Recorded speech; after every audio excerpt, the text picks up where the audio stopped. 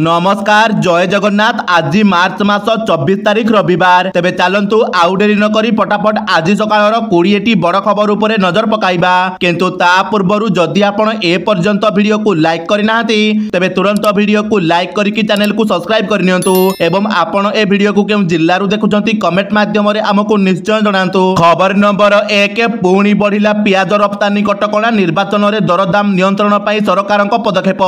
लोकसभा निर्वाचन पूर्वरु एक बड़ निष्पत्ति नहीं केंद्र सरकार शनिवार पियाज रप्तानी उपरे लागी रहितिबा कटकणा को अनिर्दिष्ट काल पई बढ़ाई देइछंती। पूर्वरु पियाज रप्तानी उपरे लागिथिबा कटकणार शेष तारीख मार्च 31 पर्यंत थिला। एबे एहाको अनिर्दिष्ट काल पई वृद्धि करा जायछि। किंतु सरकारक एही निष्पत्ति को देश रे हेबाको थिबा लोकसभा निर्वाचन सह जोड़ा जाउछि। खबर नंबर 2 श्रीमंदिर भितरे पसिले महिला विदेशी पर्यटक 22 पाहाचरु धरिले सेवायत।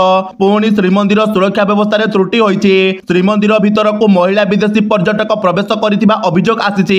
अण हिंदू महिला विदेशी पर्यटक 22 पाहाच देई जाउथिबा बेले सेवायतଙ୍କ द्वारा चिन्हट होइछन्ति। महिला विदेशी पर्यटक जनक पोलैंड नागरिक होइथिबा जणा पड़िछि।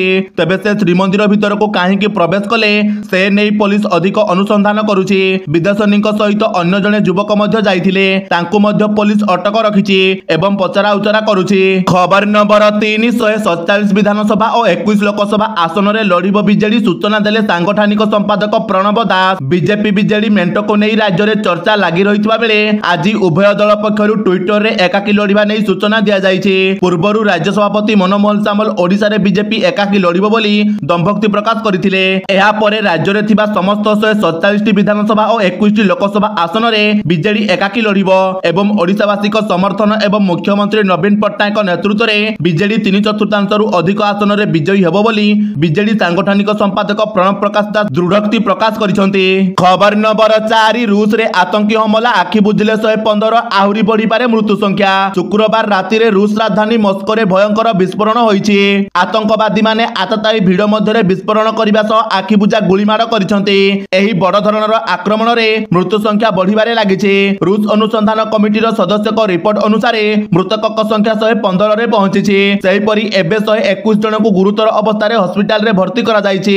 तेबे आगको मृत्यु संख्या अधिक होई पारे बोली कुआ जाउछि। सेपटे एही घटना रे रूस पुलिस 4 जन बंदूकधारी समेत 11 जन को गिरफ्त करिछि। खबर नंबर 5 खुशी खबर ओडिशा रे ह्रास पाइला सुना और रूपा दर। देश रे एबे विवाह सीजन चलिछि। आउ एही विवाह सीजन रे सुना दर वृद्धि ग्राहकक चिंता बढ़ाई देइथिला। किंतु सप्ताह शेष बेले को अर्थात आज ग्राहक मानको सुना दर रे सामान्य आश्वस्ति आनि देइछि।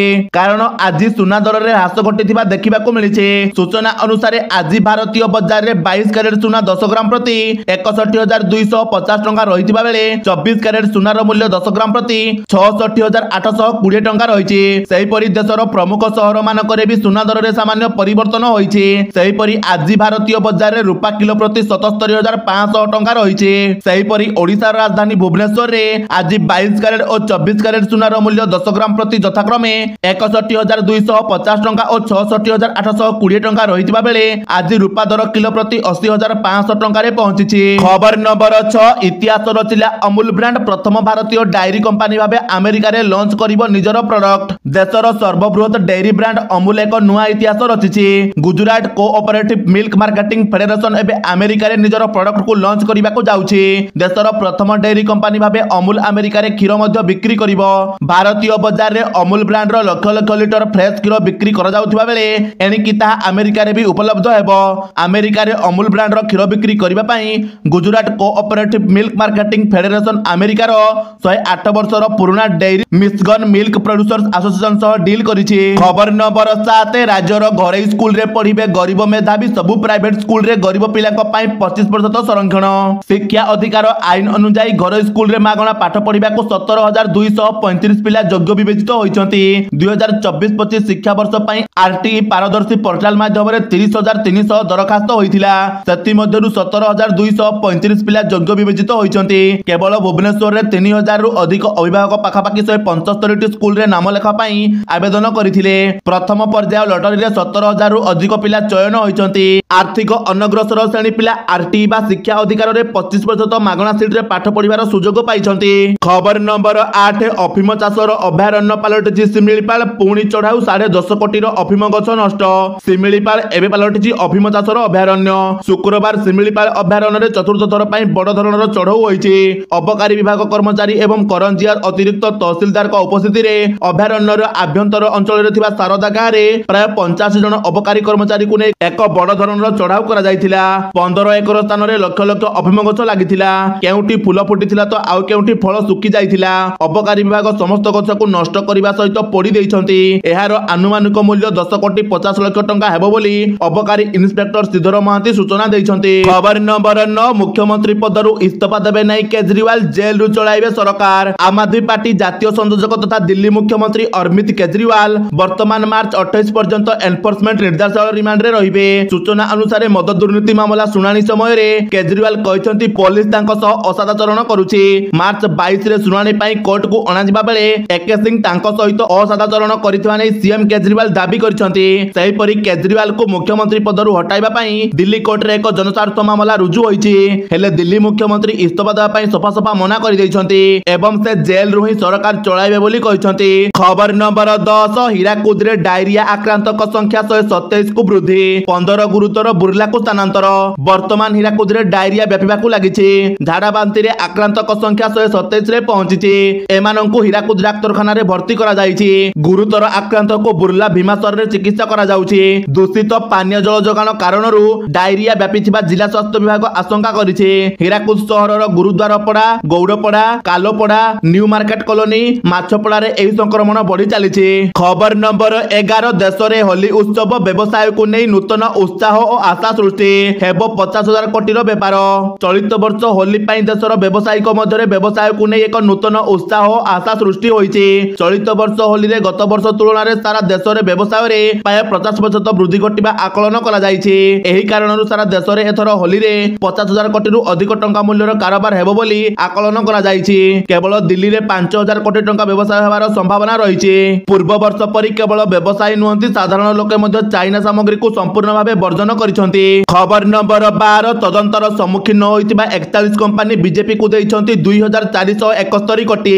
ସିବିଆଇ, ଇଡି ଏବଂ ଆୟକର ବିଭାଗ ଦ୍ୱାରା ତଦନ୍ତର ସମ୍ମୁଖୀନ ହୋଇଥିବା 41ଟି କମ୍ପାନୀ ନିର୍ବାଚନ ବଣ୍ଡ ମାଧ୍ୟମରେ ବିଜେପିକୁ 2,471 କୋଟି ଟଙ୍କା ପ୍ରଦାନ କରିଥିବା ବେଳେ ଚଢ଼ାଉ ପରେ ସେହି କମ୍ପାନୀଗୁଡ଼ିକ 1,698 କୋଟି ଟଙ୍କା ଦେଇଥିବା ଆଜି ସୁପ୍ରିମକୋର୍ଟରେ ନିର୍ବାଚନୀ ପାଣ୍ଠି ଯୋଜନାକୁ ଚ୍ୟାଲେଞ୍ଜ କରିଥିବା ନାଗରିକ ସମାଜ କର୍ମକର୍ତ୍ତାମାନେ ଦାବି କରିଛନ୍ତି। ନିର୍ବାଚନ ଆୟୋଗ ନିର୍ବାଚନୀ ବଣ୍ଡର ଏକ ନୂଆ ତଥ୍ୟ ସାର୍ବଜନୀନ କରିବା ପରେ ଗଣମାଧ୍ୟମକୁ ସମ୍ବୋଧିତ କରି କୋର୍ଟରେ ଆବେଦନକାରୀଙ୍କ ପକ୍ଷରୁ ବରିଷ୍ଠ ଆଇନଜୀବୀ ପ୍ରଶାନ୍ତ ଭୂଷଣ କହିଛନ୍ତି ଯେ ଅତି କମରେ 30ଟି ସେଲ୍ କମ୍ପାନୀ 143 କୋଟି ଟଙ୍କାରୁ ଅଧିକ ମୂଲ୍ୟର ନିର୍ବାଚନୀ ବଣ୍ଡ କିଣିଛନ୍ତି। ସରକାରଙ୍କ ଠାରୁ 172ଟି ବୃହତ ଚୁକ୍ତି ଓ ପ୍ରକଳ୍ପ ଅନୁମୋଦନ ପାଇଥିବା 33ଟି ଗୋଷ୍ଠୀ ମଧ୍ୟ ନିର୍ବାଚନୀ ବଣ୍ଡ ଜରିଆରେ ଦାନ କରିଛନ୍ତି।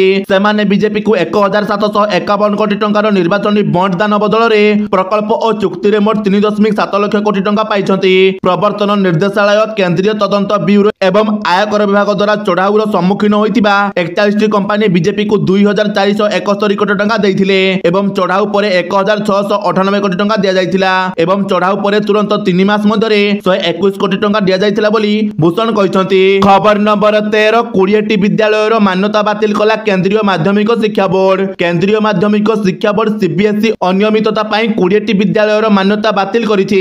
ଏଥିରେ ଦିଲ୍ଲୀର 5ଟି ସ୍କୁଲ ରହିଛି। ସିବିଏସଇର ବିଜ୍ଞପ୍ତିରେ କୁହାଯାଇଛି ଯେ ବୋର୍ଡର ଅଚାନକ ଯାଞ୍ଚ ସମୟରେ ପରୀକ୍ଷା ନିୟମକୁ ଅଣଦେଖା କରାଯାଇଥିଲା ଏବଂ ଅନେକ ଅସଙ୍ଗତି ଦେଖିବାକୁ ମିଳିଥିଲା। ସିବିଏସଇ ଆହୁରି ମଧ୍ୟ କହିଛି ଯେ ଏହି ବିଦ୍ୟାଳୟଗୁଡ଼ିକ ନକଲି ଛାତ୍ର ଏବଂ ଅଯୋଗ୍ୟ ପରୀକ୍ଷାର୍ଥୀଙ୍କୁ ପରୀକ୍ଷାରେ ଅନ୍ତର୍ଭୁକ୍ତ କରିବା ଏବଂ ରେକର୍ଡ ଠିକ୍ ଭାବରେ ରକ୍ଷଣାବେକ୍ଷଣ କରୁନଥିବା ଭଳି ବିଭିନ୍ନ ଦୁର୍ନୀତିରେ ଲିପ୍ତ ଅଛନ୍ତି। ଖବର ନମ୍ବର 15 ପଲିଟିକ୍ସରେ ପାଦ ଥାପିବେ ବଲିଉଡ କୁଇନ୍ ଉର୍ବଶୀ। ଲୋକସଭା ନିର୍ବାଚନ ପାଇଁ ମିଳିଛି ଟିକେଟ। ଲୋକସଭା ନିର୍ବାଚନ ପାଇଁ ତାରିଖ ଘୋଷଣା ହେବା ପରେ ଏହାକୁ ନେଇ ଚର୍ଚ୍ଚା ଲାଗି ରହିଛି। ବିଜେପି, କଂଗ୍ରେସ ସହ ଅନ୍ୟ ରାଜନୈତିକ ଦଳ ମଧ୍ୟ ଏଥିପାଇଁ ପ୍ରସ୍ତୁତ ହୋଇସାରିଲେଣି। ତେବେ ବିଭିନ୍ନ ଆସନରୁ ଉପଯୁକ୍ତ ପ୍ରାର୍ଥୀଙ୍କୁ ଟିକେଟ ଦେଇଥିବା ବେଳେ ବିଭିନ୍ନ ଦଳ କିଛି ଅଭିନେତା ଅଭିନେତ୍ରୀଙ୍କୁ ମଧ୍ୟ ନିର୍ବାଚନ ଟିକେଟ ପ୍ରଦାନ କରିଛନ୍ତି। ଏହା ଭିତରେ ବଲିଉଡ ସୁନ୍ଦରୀ ଉର୍ବଶୀ ରୌତାଲାକୁ ମଧ୍ୟ ନିର୍ବାଚନ ଲଢିବା ପାଇଁ ଟିକେଟ ମିଳିଥିବା ଶୁଣିବାକୁ ମିଳିଛି। ଆସନ୍ତା ନିର୍ବାଚନରେ ସେ ନିର୍ବାଚନ ଲଢିପାରନ୍ତି ବୋଲି ଏବେ ଚର୍ଚ୍ଚା ହେଉଛି। ଏଥିପାଇଁ ତାଙ୍କୁ ଟିକେଟ ମିଳିଥିବା ନେଇ ସେ ନିଜେ ପ୍ରକାଶ କରିଛନ୍ତି। ଖବର ନମ୍ବର 16 ଭାରତରୁ ଭୁଟାନକୁ ଚାଲିବ ଟ୍ରେନ, ଦୁଇ ଦେଶ ମଧ୍ୟରେ ଏମଓୟୁ ସ୍ୱାକ୍ଷର। ଭାରତ ଏବଂ ଭୁଟାନ ମଧ୍ୟରେ ଶକ୍ତି, ବାଣିଜ୍ୟ, ଡିଜିଟାଲ ଯୋଗାଯୋଗ, ମହାକାଶ ଏବଂ କୃଷି କ୍ଷେତ୍ରରେ ସହଯୋଗ ପାଇଁ ଶୁକ୍ରବାର ଅନେକ ବୁଝାମଣାପତ୍ର ବିନିମୟ ହେବା ସହ ଚୁକ୍ତିନାମା ସ୍ୱାକ୍ଷର ହୋଇଛି। ତେବେ ଦୁଇ ଦେଶ ମଧ୍ୟରେ ରେଳ ସଂଯୋଗ ସ୍ଥାପନ ନିମନ୍ତେ ଏମଓୟୁ ଚୂଡାନ୍ତ ହୋଇଥିବା ସୂଚନା ମିଳିଛି। ପ୍ରଧାନମନ୍ତ୍ରୀ ନରେନ୍ଦ୍ର ମୋଦି 2 ଦିନିଆ ଭୁଟାନ ଗସ୍ତରେ ଯାଇଥିବା ବେଳେ ଥିମ୍ପୁରେ ଭୁଟାନ ପ୍ରତିପକ୍ଷ ସେରିଂ ଟବ୍ଗେଙ୍କ ଉପସ୍ଥିତିରେ ମଧ୍ୟରେ ଏମଓୟୁ ବିନିମୟ ହୋଇଛି।